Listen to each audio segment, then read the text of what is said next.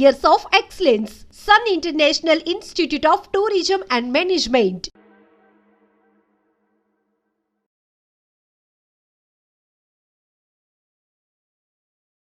ఇంత గొప్ప డాక్టర్స్ మధ్యలో కూర్చోవాలంటే చిన్న పేషెంట్ లాగా ఉడికే వస్తుంది నాకు. ఒక్కొక్కరు ఒక్కొక్క శాఖలో నిష్ణాతులు, అద్భుతాలు సృష్టించిన వాళ్ళు. ఇక్కడ డాక్టర్ రేలా గారి గురించి ప్రస్తావిస్తే అది Guinness book of world record ఉంది. 4 రోజుల పసిబిడ్డకి లివర్ ట్రాన్స్ప్లాంట్ చేసి ఇప్పుడు ఆ బిడ్డ ఏం చేస్తుందో ఇంతకుముందే చెప్పుకుంటూ వచ్చారు. అది చాలా అసలు అమేజింగ్. 4 రోజుల బిడ్డ. అది విన్నప్పుడు షాక్ తిన్నాను. ఆ తర్వాత చాలా సందర్భాల్లో నేను రేలా గారు కలుసుకున్నాము. చెన్నై వెళ్ళాను, వారి హాస్పిటల్కి వెళ్ళడం కూడా జరిగింది వేరే సందర్భంలో. ఆయనతో చాలాసేపు నేను కూర్చోన్నాను, ఎన్నో విషయాలు అవగాహన నేను తీసుకున్నాను. అలాగే ఇంతమంది డాక్టర్ల మధ్య ఇందాక పేషెంట్ అన్నాను, కానీ నేను ఒక డాక్టర్నే అని నాకు ఆ సర్టిఫికేట్ ఇచ్చిన వారు ఎవరో కాదు, నా మిత్రుడు, మా సోదర సమానుడు, మా కుటుంబ సభ్యుడు డాక్టర్ గోపీచంద్ గారు. ఒకరోజు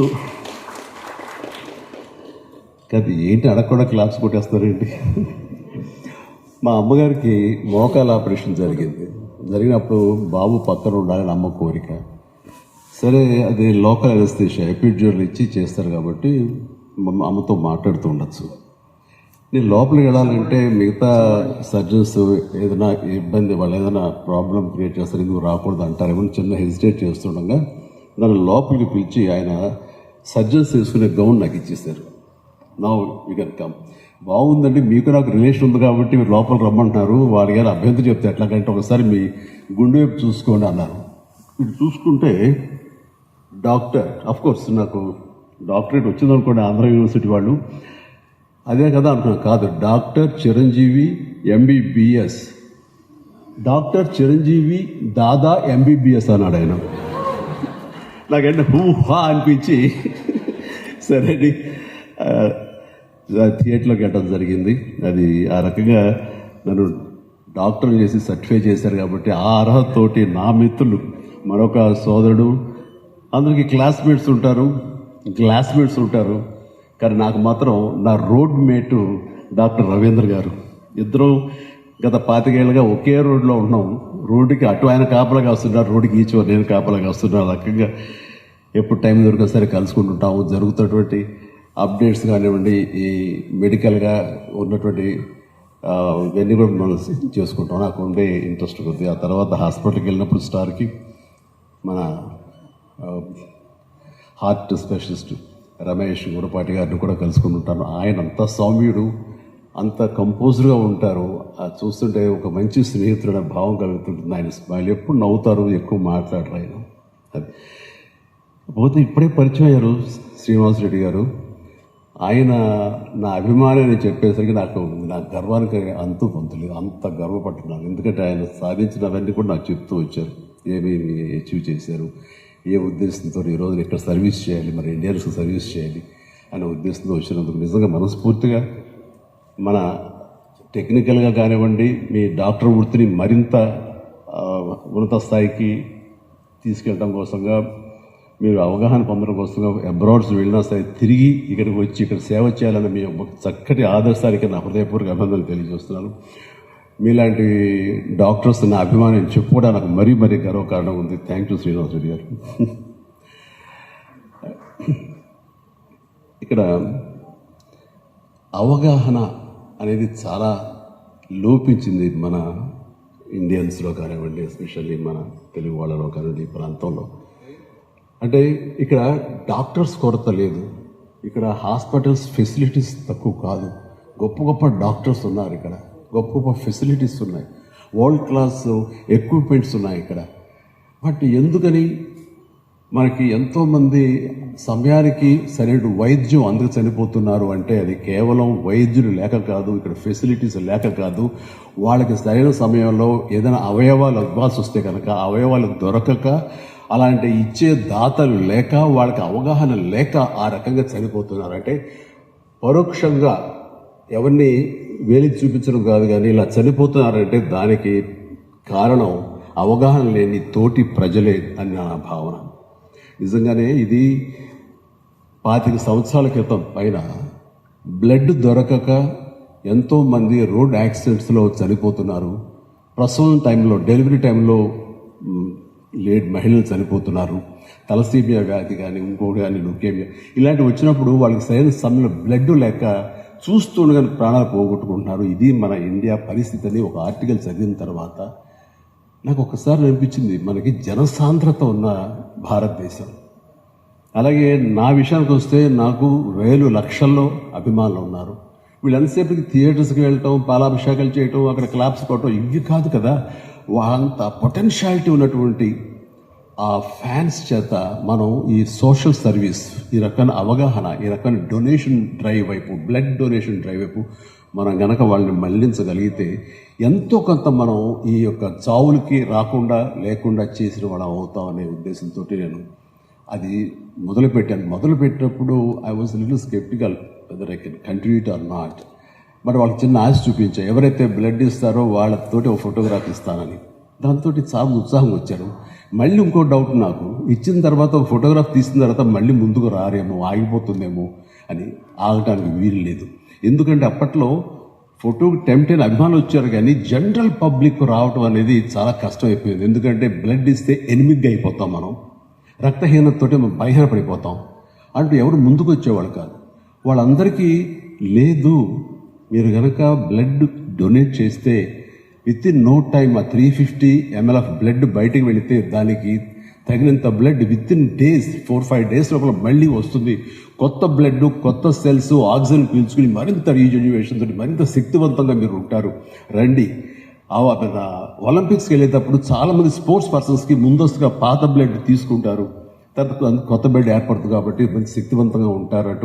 ఇలాంటివి చిన్న చిన్న క్లిప్పింగ్స్, చిన్న చిన్న వీడియోలు, చిన్న చిన్న ఆడియోలతోటి నా సినిమాలకి లింకప్ చేసి, నా ఆడియో క్యాసెట్స్కి వాటికి లింకప్ చేసి నేను పంపిస్తూ, అలాగా 5-6 ఏళ్ల తర్వాత ఆ ఉధృతం అందుకుంది. ఈ రోజుకు చాలా గర్వంగా చెప్పగలుగుతున్నాను. ఎక్కడ బ్లడ్ సమయానికి దొరకక చనిపోవటం అని కానీ, అండ్ రక్తదాతలు ముందుకు రాకని కానీ అలాంటి పరిస్థితి 90% లేకుండా పోయిందంటే అందులో ఎంతో కొంత నా పార్ట్ ఉందని చూపడానికి గర్వంగా. అలాగే ఐ డొనేషన్ అంటే కార్నియా ట్రాన్స్ప్లాంట్ కోసం, ఆ కార్నియా కోసం అంటే చనిపోయేటప్పుడు మనతో పాటు కాలిపోయే ఆ కార్నియా, ఆ కళ్ళు చనిపోయిన తర్వాత ఇంకొక వ్యక్తికి, ఒక 2 వ్యక్తులకి కంటి చూపు వస్తుందంటే అంతకంటే పుణ్యం, మహాకార్యం ఏముంటుంది చెప్పండి. అందుకు నా విషయంలో కూడా ఎంతోమందికి అవగాహన కల్పించేలాగా మళ్ళీ ఇదే పద్ధతిలో నేను ప్రమోట్ చేస్తూ ఇదే పనిగా చేస్తుంటే, ఆ తర్వాత ఎన్నో మంది వాళ్ళ చనిపోయిన తర్వాత వాళ్ళ బంధువులు కార్నియా తీసుకొచ్చి నాకు అందించేవాడు. నేను ఎల్వి హాస్పిటల్కి పంపించి, ఎలిపిస్తుంది హాస్పిటల్కి చాలామందికి కంటి చూపు వచ్చేలా చేయగలిగాను. ఈరోజు ఉదయం 2:30-3 గంటలకి మా అత్తగారు ఇక లేరు అన్న వార్త వచ్చిన తర్వాత అరవింద్ గారేమో బెంగళూరు వెళ్ళారు. నేను ఒక్కడిని ముందు వెళ్ళినవాడిని. నేను అక్కడికి వెళ్ళిన తర్వాత ఆవిడ డిడ్ నో మోర్. ఆ సమయంలో గోపి గారు మనం అనుకున్న ఈ ఆర్గాన్ డొనేషన్ గురించి నాకు గుర్తుకొచ్చింది. నా సెల్ ఫోన్ గుర్తుకొచ్చిన తర్వాత అంత మిడ్ నైట్ అంటే 2 o'clock 2:30 ఆ ప్రాంతంలో బ్లడ్ బ్యాంక్ ఫోన్ చేసి స్వామినాయుడిని నిద్రలేపి మా బ్యాంక్ వచ్చేస్తున్నాను. ఎల్వి ప్రసాద్ హాస్పిటల్ ఎవరైనా టెక్నీషియన్స్ ఉంటారా, నేను ఆవిడ కార్నియా ఐ డొనేషన్కి నేను మిగతా ప్రిపేర్ చేస్తాను అంటే, సార్ ఈజీ చేతి సార్, వాళ్ళు రెడీగా ఉంటారు, స్టాండ్ బై 24/7 అంటే వాళ్ళకి తీసుకురా ముందని చెప్పేసి అరవింద్కి ఫోన్ చేసిన. అరవింద్కి తెలిసి ఎయిర్పోర్ట్కి బయలుదేరాడు. అరవింద్లో ఇవ్వాలనుకుంటున్నాను, నాకు అత్తమ్మ గారికి మా అమ్మగారికి మధ్య ఒకసారి ఒక కాన్వర్జేషన్ జరిగినప్పుడు మీరు ఇస్తారా అని అడిగాను. అన్నప్పుడు బాబు కాలి బూడిదైపోతాం కదా, అయిపోయే దానికి చచ్చిపోయి ఉంచుకుని ఏం చేస్తాం, అలాగే బాబు నీ ఇష్టం అన్నారు. ఎక్కడ ప్లెడ్జ్ ఫామ్స్ మీద సంతకాలు పెట్టలేదు, కానీ ఆ మాట నాకు ప్లెడ్జ్ లాగా అనిపించింది. ఏం చేయమంటారు అరవింద్ అడిగితే, please go head. So early morning అది తీసి నేను హాస్పిటల్కి వెంటనే పంపించాను.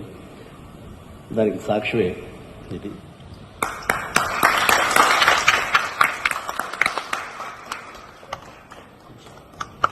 దేవుడు అనేవాడు ఎవరో ఎక్కడో లేదండి, మన మంచి మనసులో ఉంది, మన దాన గుణంలో ఉంది.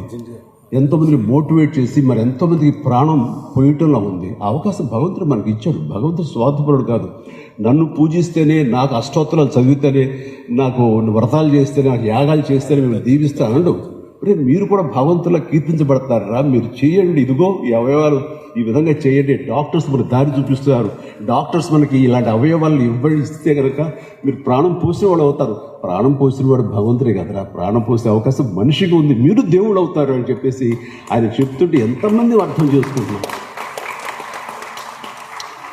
కాబట్టి ఇది స్ఫూర్తిగా తీసుకుని ప్రతి ఒక్కళ్ళు ఆలోచించండి. పూర్తి స్థాయిలో బ్లడ్ డోనార్స్గా చాలామంది, లక్షల మందిని, ఇందాక గోపిగా చెప్తున్నట్టుగా 25 lakhs ఆఫ్ యూనిట్స్ బ్లడ్ని కలెక్ట్ చేయగలిగాను. అండ్ ఎంతమంది లక్షల మందిని నేను ప్రాణం ఇవ్వగలిగాము అంటే కనుక మన అభిమానులకు ఆ క్రెడిట్ దక్కుతుంది, ఆ దాతలకి ఆ క్రెడిట్ దక్కుతుంది. వారిని చూసి ఎప్పుడు నేను గర్విస్తూ ఉంటాను. అలాగే ఇది కూడా ఒక ఊపు అందుకోవాలి, ఇది కూడా ఒక అవగాహన రావాలి. ఈ రోజున మనకి 2 లక్షల దాకా మనకి లివర్ ట్రాన్స్ప్లాంట్కి ఏదో రకంగా మనకు అవసరం ఉంటే బతుకుండి టిష్యూ మ్యాచ్ జరిగి ఆ ఇవ్వటానికి కోసంగా ముందుకు రాని పరిస్థితి. సరే, ఆర్థికంగా వెసులుబాటు లేదంటే అది వేరే విషయం. ఆర్థికంగా అన్నీ ఉండి డోనార్స్ దొరకగా ఇవ్వలేని పరిస్థితిలో వాడు అలాగే ప్రాణాలు పోతున్నాయి. ఇందాక డాక్టర్ని అడిగితే 2 లక్షల మంది నెసెసిటీ ఉంటే అందులో దొరకక 1,00,000 మంది చనిపోతున్నారు. ఈ ఉండే వాళ్ళలో కొద్ది మందికే 100,000 సంఖ్యలో మాత్రమే జరుగుతుంది ట్రాన్స్ప్లాంటేషన్. ఆ జరిగిన వాళ్ళు సరైన అవగాహన లేక కొంతమంది కొన్నాళ్ళు ఉండి ఆ తర్వాత మళ్ళీ కావలసిన దాన్ని సప్రెసెంట్స్ ఉంటాయి కదండి, వాటిని వాడాలి, అవి రిజెక్ట్ అవ్వకుండా. అలాంటి వాడక సరైన అవగాహన లేక అలా కొంతమంది పోయి ఉండొచ్చు. కానీ బట్ ఇది మరింత ఎక్కువ మంది ముందుకు వస్తే కనుక, మరింత ఎక్కువ మందికి లబ్ధి చేకూరితే కనుక ఈ లివర్ వ్యాధుల మూలంగా చనిపోయే సంఖ్య గణనీయంగా తగ్గుతుంది అని చెప్తుంటే నిజంగా, ఎందుకంటే మిగతాది చనిపోయిన మరణానంతరం ఇచ్చే ఆర్గాన్స్ వేరు, ఈ లివర్ అన్నది బతికుండగానే ఇవ్వచ్చు. డోనార్ ఎవరైతే ఇస్తారో అతనికి 3 వారాల్లో తిరిగి ఆ పార్టు మళ్ళీ తయారైపోతుంది. లబ్ధి పొందిన రిసిపియంట్కి అయితే కనుక అతనికి 3-4 నెలలు 5 నెలలు ఇఫ్ కరెక్ట్ డాక్టర్, అతనికి మళ్ళీ తిరిగి లివర్ పూర్తిగా వస్తుంది. అట్లాగా నా మిత్రుడికి డబ్బు లేక చాలా సఫర్ అవుతుంటే ఇందాక చెప్పారు రవీంద్ర గారు, ఆయన దగ్గరికి ఫస్ట్ వెళ్ళాను. రైల్వేస్లో పనిచేస్తుంటాడు. వాడు చాలా పిచ్చిగా బిహేవ్ చేస్తున్నాడు. ఎన్నాళ్ళు బతకడం తెలుస్తుంది, లివర్ సిరోసిస్ వచ్చేస్తుంది, టోటల్గా ఇదైపోయింది అంటే అతను నాన్ ఆల్కహాలిక్ లివర్ ప్రాబ్లం.